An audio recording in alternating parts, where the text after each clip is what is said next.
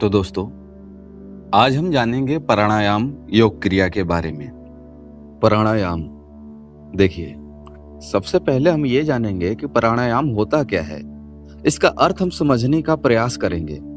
अध्यात्म विद्या में प्राण उस समग्र शक्ति के लिए आता है जो इस ब्रह्मांड में विद्यमान है।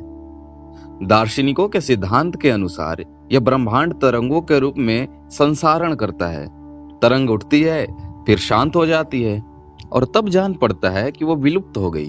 तब फिर वो अपनी सारी विविधता के साथ संसरण करती है और इसके बाद धीरे धीरे वो लौट आती है।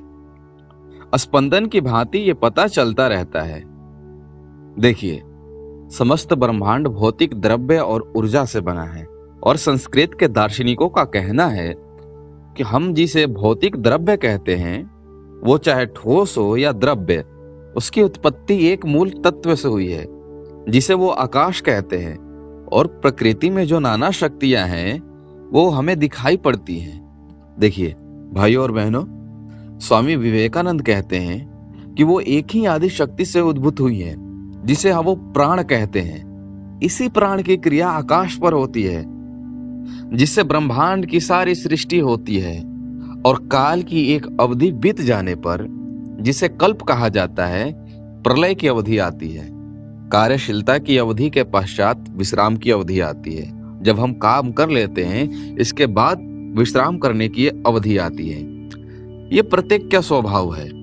देखिए, जब प्रलय होगी या प्रलय की काल अवधि आएगी, तब पृथ्वी, सूर्य, चंद्रमा और सारे नक्षत्र ग्रह जिनकी अभिव्यक्तियां हमें दृष्टिगोचर है, जो हमें दिखाई देते हैं, वो विलीगत हो जाते हैं, वो खो जाते हैं और पुनः आकाश बन जाते हैं। वो आकाश के रूप में विलुप्त हो जाते हैं। शरीर अथवा मन में जो शक्तियां मध्याकर्षण, आकर्षण, गति, विचार के रूप में है, लुप्त होकर आदि प्राण में विलीन हो जाती हैं। इससे हम प्राणायाम के महत्व को समझ सकते हैं।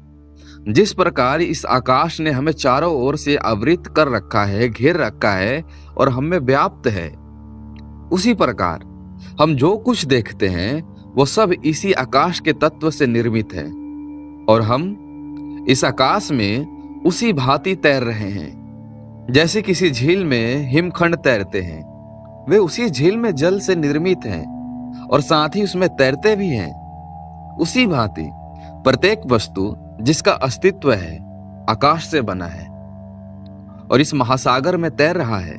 भाई और बहनों, स्वामी विवेकानंद कहते हैं, उसी तरह हम प्राण, शक्ति और ऊर्जा इनके महासागर में चारों तरफ से घिरे हुए हैं। इसी प्राण से हम सांस लेते हैं और इसके द्वारा रक्त संचार की क्रिया होती है।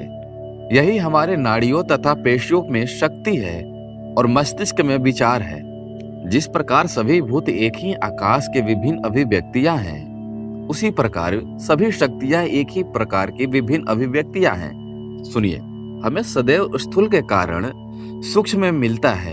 यानी जब रसायन शास्त्री किसी कच्ची धातु का ठोस खंड लेता है और उसका विश्लेषण करता है, वो उन सूक्ष्मतर जो कि छोटी तत्वों को खोज करना चाहता है जिससे उसका स्थूल निर्माण हुआ है। वही हाल हमारे विचार और ज्ञान का है। स्थूलतर की व्याख्या सूक्ष्मतर की विद्यमान रहती है। यानी कार्य स्थूल है और कारण सूक्ष्म है, जिसे हम देखते हैं, अनुभव करते हैं और स्पर्श करते हैं। हमारे उस स्थूल जगत का कारण और उसकी व्याख्या पीछे विचार में है। फिर उसका कारण और उसकी व्याख्या तो और भी भीतर है। देखिए, हम अपने मानव शरीर में पहले स्थूल गति को देखते हैं, हाथ हिलाते हैं और होठ हिलाते हैं, पर इनके कारण कहाँ हैं? छोटी नाड़ियां जिनकी गति हम कभी नहीं देख सकते, जो हमें इतने सूक्ष्म है कि जिनको हम देख ही नहीं पाएंगे, न उसे स्पर्श कर सकते हैं और न इंद्रियों से पता लगा सकते हैं। और फिर हम जानते हैं कि वो सारी स्थूल गतियों के ही कारण है। देखिए, इन नाड़ियों की गति उनमें भी सूक्ष्मतर गतियों के द्वारा होती हैं, जिन्हें हम विचार कहते हैं। अपने को समझने के लिए पहले हमें बोध क्षमता को सूक्ष्म बनाना पड़ेगा। अंतःकरण में जो सूक्ष्म गतियां हो रही हैं, किसी यंत्र के द्वारा देखना संभव नहीं होगा। हम ऐसे किसी साधन से उन्हें कदापि नहीं देख सकते। इसीलिए योगी के पास एक विज्ञान है जो अपने ही मन के अध्ययन के लिए एक यंत्र के रूप में निर्माण करता है, और वो यंत्र भी मन में ही है।